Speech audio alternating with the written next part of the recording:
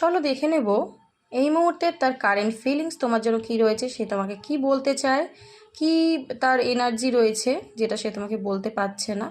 চলো চেক করে নেব। পার্টনারের নাম মনে মনে 3বার নিতে পারো, ফেসটা ইম্যাজিন করতে পারো, কোনো হ্যাপি মেমোরির কথাও কিন্তু ভাবতে পারো। Thank you universe, please guide.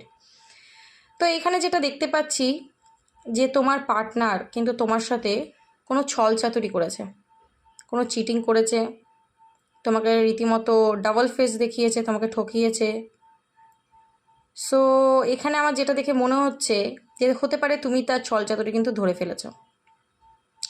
তো তুমি বুঝতে পেরেছো যে সে একটা ফেক মানুষ, সে তোমাকে ঠকাচ্ছে।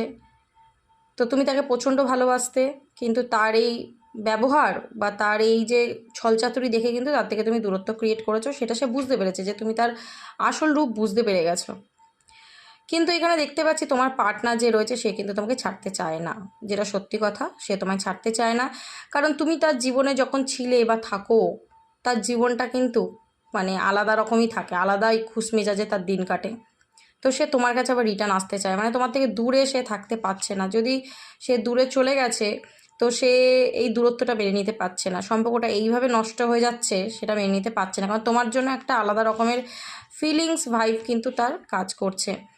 সে এই মুহূর্তে তোমাকে বলতে চায় যে সে তোমার সাথেই কিন্তু থাকতে চায়, যদি তোমার হাজব্যান্ড ওয়াইফ হয়।